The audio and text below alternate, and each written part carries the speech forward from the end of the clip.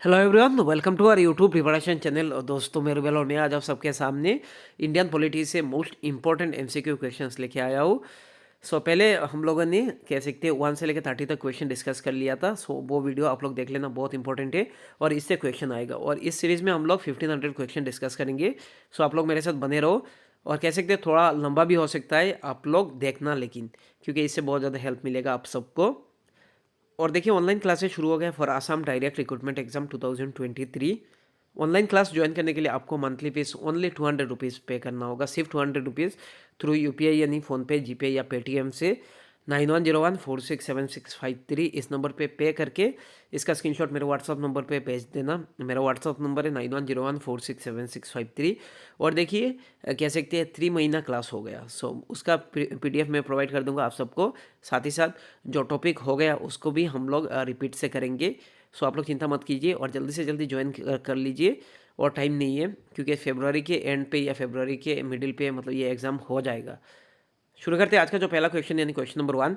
The nationalist demand for a constituent assembly. जो nationalist जो demand कर रहे थे constituent assembly for the first time considered by British government. कब मतलब ब्रिटिश गवर्नमेंट ने माना? Through indirectly with reservation in the. चार ऑप्शन है, उसमें से जो राइट आंसर होगा वो है ऑप्शन बी, यानी अगस्त ऑफर यानी 1940 को। Question number 32। Which of the following was adapted from the Mauryan dynasty in the emblem of government of India? इसका जो राइट आंसर होगा वो है ऑप्शन ए, यानी 4 लायंस। याद रखना। Question number 33। थोड़ा क्विकली चले जाएंगे हम लोग। आप लोग को कुछ भी कन्फ्यूजन रहे तो मुझे बोल देना कमेंट सेक्शन में, मैं फिर से एक्सप्लेन कर दूंगा। Question number 33। The office of the governor general of India was created by. Office जो गवर्नर जनरल का वो क्रिएट किया गया कौन से एक्ट के द्वारा? देखिए, 4 ऑप्शन है, इसमें से जो राइट आंसर होगा वो है ऑप्शन सी, यानी गवर्नमेंट ऑफ इंडिया एक्ट 1858। याद रखना, office of the governor general of India was created. जो गवर्नर जनरल ऑफ इंडिया, ये जो ऑफिस है गवर्नमेंट ऑफ इंडिया एक्ट 1858 से क्रिएट किया गया। लेकिन इसमें भी कुछ कन्फ्यूजन है। तब देखो, जो गवर्नमेंट ऑफ इंडिया एक्ट 1833, तब मतलब गवर्नर जनरल ऑफ इंडिया बनाया गया था बंगाल के जो गवर्नर को, ठीक है। तो इसमें मतलब ये ऑप्शन सी करेक्ट नहीं होगा, ठीक है। इसमें कौन सा करेक्ट होगा? ऑप्शन बी, यानी चार्टर एक्ट 1833। याद रखना, गवर्नमेंट ऑफ इंडिया एक्ट 1858 से क्या बनाया गया? गवर्नमेंट ऑफ इंडिया एक्ट 1858 से गवर्नर जनरल ऑफ इंडिया, इसका नाम चेंज करके वाइसरॉय ये नाम दिया गया है, ये भी याद रखना। इसमें गलत दिया हुआ है। Question number 34। Who among the following is known as the father of the Indian constitution. Indian constitution के फादर किसे कहा जाता है? 4 ऑप्शन में से जो राइट आंसर होगा वो है ऑप्शन ए, यानी डॉक्टर बी आर अम्बेडकर। याद रखना। क्वेश्चन नंबर, और ये कह सकते हैं doctor B R Ambedkar ji drafting committee के चेयरमैन थे, ठीक है। Question number 35। When did mister Attlee, prime minister of England, announce to the transfer of the power to the Indians. कौन से साल पे कह सकते हैं, या कौन से तारीख को जो प्राइम मिनिस्टर तब के देन प्राइम मिनिस्टर थे मिस्टर एटली, यानी ब्रिटेन के। याद रखना, transfer of the power of Indian.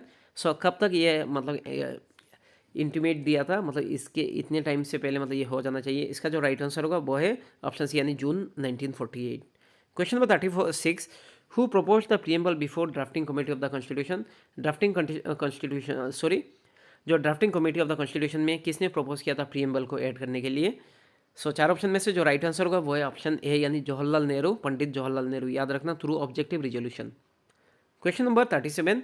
Which of the following is correct regarding the Indian constitution. Indian constitution के रिगार्डिंग कौन सा करेक्ट है? इसका जो राइट आंसर होगा वो है ऑप्शन सी, यानी it is a mixture of several constitution, ठीक है। इसमें बहुत सारे देश के जो कॉन्स्टिट्यूशन से बहुत इंपॉर्टेंट जो हमारे इंडियन कॉन्टेक्स्ट के हिसाब से ही मतलब इसको मोल्ड किया गया। इसका राइट आंसर होगा ऑप्शन सी, यानी it is a mixture of several constitution. देखो, इट इज़ ओरिजिनल ये तो नहीं है, it is completely based on the British constitution ये भी नहीं है, पूरा बेस्ड नहीं है। कह सकते मोस्ट ऑफ द थिंग मतलब ये बेस्ड है, बट कम्प्लीटली नहीं है। It is made only the basis of the government of India act 1935, ये भी नहीं है, ये स्ट्रक्चरल पार्ट कह सकते हैं, इससे लिया गया गवर्नमेंट ऑफ इंडिया एक्ट 1935। ये सब फैक्ट याद रखना और क्लास ज्वाइन कर लो। हम लोग ये पूरा डिस्कस करते हैं। Question number 38। जो government of India act 1919, government of India act 1935, Minto Morley reform cabinet mission plan. ये देखो आप लोग इसके साथ मैच कर लो आप लोग। कौन सा राइट आंसर होगा? इसका जो राइट आंसर है वो है ऑप्शन डी, यानी देखो A3 होगा। गवर्नमेंट ऑफ इंडिया एक्ट 1919 कह सकते हैं डायर की, यानी द्वैत शासन। गवर्नमेंट ऑफ इंडिया एक्ट 1935, इसमें क्या बोला गया? प्रोविंशियल ऑटोनॉमी, ठीक है, प्रोविंस को पावर दिया गया।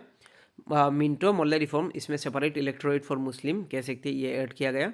Cabinet mission plan, this is related to constituent assembly, याद रखना 1946 को आया था cabinet mission plan. Question number 39, the amendment procedure of the Indian constitution led, देखो कहाँ से लिया गया। इसका जो राइट आंसर है वो है ऑप्शन सी, यानी constitution of south Africa, south Africa के कॉन्स्टिट्यूशन से ये लेके गए, जो सॉरी अमेंडमेंट जो प्रोसीड्यूर है कॉन्स्टिट्यूशन का, ठीक है, अमेंडमेंट करना, कॉन्स्टिट्यूशन को चेंज करना, ये सब कहाँ से लिया गया, कॉन्स्टिट्यूशन ऑफ साउथ अफ्रीका, याद रखना। Question number 40, the first session of the constituent assembly was held in, first session कहाँ पे हुआ था, ये भी इंपॉर्टेंट क्वेश्चन है। इसका जो राइट आंसर होगा वो है ऑप्शन डी, यानी न्यू दिल्ली, याद रखना। Question number 41, who among the following was the chairman of the union constitution committee of the constituent assembly, constituent assembly का जो चेयरमैन थे यूनियन कॉन्स्टिट्यूशन कमेटी का, सो कौन थे, option A B R Ambedkar, option B J B Kripalani, option C Jawaharlal Nehru, option D Alladi Krishnaswami Ayyar. So इसका right answer होगा option C, यानी जवाहरलाल नेहरू।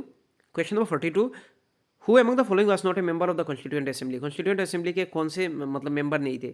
और ये देखो बहुत सारे कॉम्पिटिटिव एग्जाम में ये सब क्वेश्चन आया, तो ये भी बहुत इंपॉर्टेंट है, आप लोग पढ़ लेना और सुन लेना वीडियो। देखो मैंने PDF दे दिया मेरे जो ऑनलाइन क्लास ग्रुप पे है, सो आप लोग ज्वाइन कर लो, मैं भी प्रोवाइड कर दूंगा ये सब। इसका जो राइट आंसर होगा देखो ऑप्शन सी, यानी लोकनायक जयप्रकाश नारायण। सो ये मेंबर नहीं थे कॉन्स्टिट्यूएंट असेंबली के, याद रखना। सरदार वल्लभ भाई पटेल ये थे, आचार्य JB कृपलानी ये भी थे, KM मुंशी ये भी थे, याद रखना ये सब। Question number 43, which among the following is or are the feature of the federal state, federal state का कौन सा फीचर है। इसमें जो राइट आंसर होगा वो है ऑप्शन है, यानी ओनली वन। देखो the power of the centre and the state, ये जो पावर है सेंटर और स्टेट का, जैसे सेंट्रल गवर्नमेंट और स्टेट गवर्नमेंट का, ये क्लियरली लेड डाउन, ये मतलब अच्छे से बोला गया, ये सेंटर ये कर सकता है और स्टेट ये कर सकता है। देखो इट इज़ अनरिटन कॉन्स्टिट्यूशन, ये तो अनरिटन कॉन्स्टिट्यूशन नहीं है, ये तो डायरेक्टली कट कर दो, this is written constitution, Indian जो कॉन्स्टिट्यूशन है, इसलिए मतलब कह सकते हैं ये भी एक फेडरल फीचर है जो रिटन कॉन्स्टिट्यूशन। इसका राइट आंसर होगा ऑप्शन ए, यानी only one. Question number 44, who was the first देखो first foreign minister of India, जो फ्री इंडिया हुआ था आफ्टर इंडिपेंडेंस, तब फॉरेन मिनिस्टर कौन थे। इसका जो राइट आंसर होगा वो है ऑप्शन ए, यानी जवाहरलाल नेहरू, याद रखना। Question number 45, under home among the following was the first draft of the constitution of India prepared in October 1947 by the advisory branch, जो office of the constituent assembly, ये देखो IAS exam यानी UPSC exam 2006 पे आया था। इसका जो right answer होगा वो है ऑप्शन डी, यानी BN राव, याद रखना। और ये जो कॉन्स्टिट्यूशन का कह सकते हैं एडवाइजर भी थे। Question number 46, which one among the following is the fundamental duty of the citizen under the constituent of India, जो इंडियन कॉन्स्टिट्यूशन के अंदर जो 11 फंडामेंटल राइट है, सो इसमें से कौन सा फंडामेंटल राइट है, sorry fundamental duty, fundamental right तो 6 है, पहले 7 था और एक कट हो गया, और फंडामेंटल ड्यूटी कितना है 11, ये भी याद रखना। थोड़ा स्पीड में मतलब थोड़ा थोड़ा प्रॉब्लम हो रहा है, लेकिन मैं करेक्ट कर रहा हूँ, आप लोग चेक कर लेना, फिर भी कुछ भी मिस हो जाए तो मुझे कमेंट सेक्शन में बता देना, मैं करेक्ट कर दूंगा सब कुछ। सो इसका जो राइट आंसर होगा वो है ऑप्शन सी, यानी to defend the country and render national service when called upon to do so, मतलब देश को डिफेंड करना, कोई भी मतलब कह सकते हैं एनिमी कंट्री अटैक करे तो, और नेशनल सर्विस देना, ठीक है, आप मना नहीं कर सकते हो। जैसे मैं टीचर हूँ, मैं मतलब कोविड ड्यूटी भी दिया, तो मैं मना नहीं कर सकता क्योंकि ये नेशनल सर्विस है। इसमें जो देखो फर्स्ट जो ऑप्शन है, to provide friendly cooperation of the people of the neighbouring countries, neighbouring countries मतलब कह सकते हैं फ्रेंडली कोऑपरेशन दो, लेकिन मतलब कह सकते हैं जो एनिमी जो नेबर है उसके साथ तो फ्रेंडली कोऑपरेशन देना नहीं चाहिए। To protect memory monument of the national importance, to protect monument, सिर्फ मोनूमेंट नहीं, याद रखना। सो इसका जो राइट आंसर होगा वो है ऑप्शन सी, यानी to defend the country and render national service when called upon. Question number 47, the first effort of drafting a dominion status dominion status constitution for India was made in the response to, इसका right answer होगा option C, यानी Simon commission, जो India पे आया था 1928 पे, और इसका मतलब फॉर्म हुआ था 1927, और इसको बॉयकॉट किया गया क्योंकि इसमें जो मेंबर थे उसमें कोई भी इंडियन नहीं था, ये भी क्वेश्चन आया था। और इसमें लाला लाजपत राय जी ने मतलब एक स्लोगन दिया था, गो बैक साइमन, ये भी याद रखना।